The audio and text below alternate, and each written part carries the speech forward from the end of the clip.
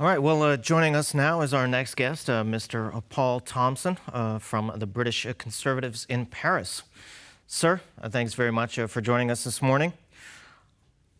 Thanks for your invitation. All right, let's start with Antony Blinken's visit to Paris yesterday. He visited with the foreign minister of France. He visited with Emmanuel Macron. What was the official purpose of the visit, and what came out of it, really? I think the official purpose was to coordinate or at least discuss global hotspots, and that would be in particular the situation in Gaza and in Ukraine, of course. With respect to the situation in Ukraine, France has an important position because it has taken a more forthright approach, more hostile to Russia, and encouraging a long-term engagement, and that is something which I'm sure Antony Blinken appreciates and wishes to support, especially in view of the difficulties in securing funding in the United States and in the Middle East.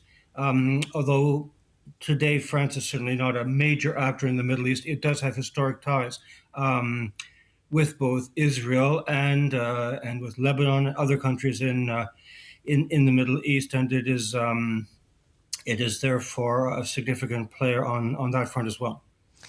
Yep, and it looks like Emmanuel Macron is trying to take the leadership torch that's been handed over by the U.S. To Europe. Europe trying to get its act together here.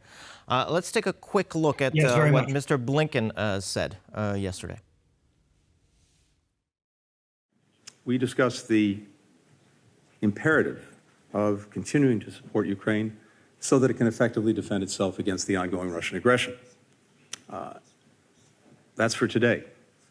But also to make sure, through the work that we're doing, to help Ukraine build a strong military for the future, to attract private sector investment so that it builds up its economy, and to continue to strengthen its democracy, in particular by moving down the accession path toward the EU, we are ensuring that we will have a Ukraine that stands strongly on its own feet, militarily, economically, democratically.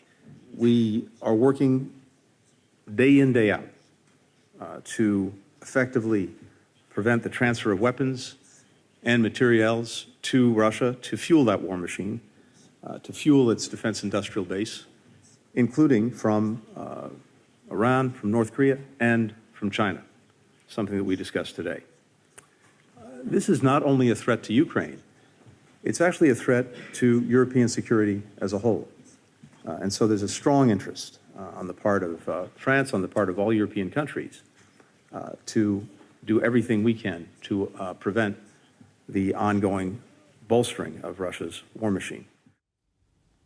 So hearing what we just heard from Antony Blinken, I have a question regarding now, why do you think that Antony Blinken decided to now come to France first? I know that we already noticed that France is now changing its approach towards Russia.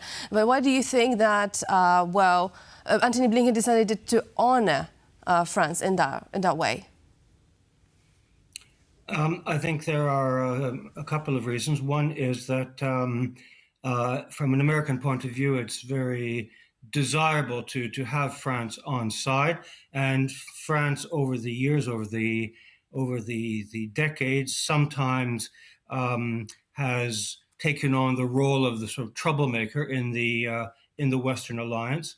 When the crunch really comes, it tends to support the United States in the Cuban Missile Crisis, for instance, but not always. In the case of the Second Iraq War, France and Germany, together with Moscow, it might be mentioned, were overtly hostile to the U.S. position, considering simply that it was a strategic mistake, which in retrospect some people would agree with. So it's important to try to have France on side, and France is simply a significant power. It's the only nuclear power in the European Union. It's the only country in the European Union that has a permanent seat and a veto in the UN Security Council, which is very important. So I think it's a question of these geopolitical realities that that account for the visit. I mean, Anthony Blinken visits other countries as well, of course. So France is not the only act in town. That's obvious. Certainly. I was wondering, obviously, this is all happening much to the chagrin of Mr. Schulz in Germany, who prefers to think of Germany as a sort of the leader in Europe. And then also the UK conspicuously quiet recently, at least in terms of a stance towards the situation in Ukraine. How would you describe that? I don't think the position in the UK has in any way changed. And as I'm sure you know, the UK has been at the forefront of support for Ukraine and indeed encouraging other European countries and even the United States to be very firm in that support, to reject any idea of freezing the conflict, as some politicians today, some significant politicians today in Germany are calling for. The head of the German of the SPD caucus, Mützenich, his name is something like that, has openly called for that, and he has a fair amount of support in the SPD, which is very significant. So no, I don't think the position of the UK government has changed. In terms of how loudly it's speaking out, perhaps it has been less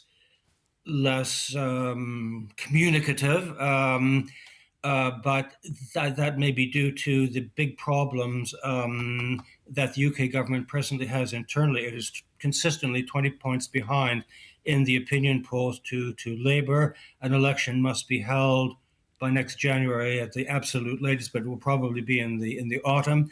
It is in all sorts of trouble with its immigration policy. That's the explanation I could offer, but I don't think there has been any. I'm sure there has been no change in the position of the UK. It's still very fully behind the war effort and against any waverers and hostile to any notion of a frozen conflict. All right. Well, so certainly UK does have a lot of internal issues to deal with. Very good point. Sir, always a pleasure speaking with you. Thanks very much for taking the time this morning. Thanks very much for your invitation. Always a pleasure for me as well.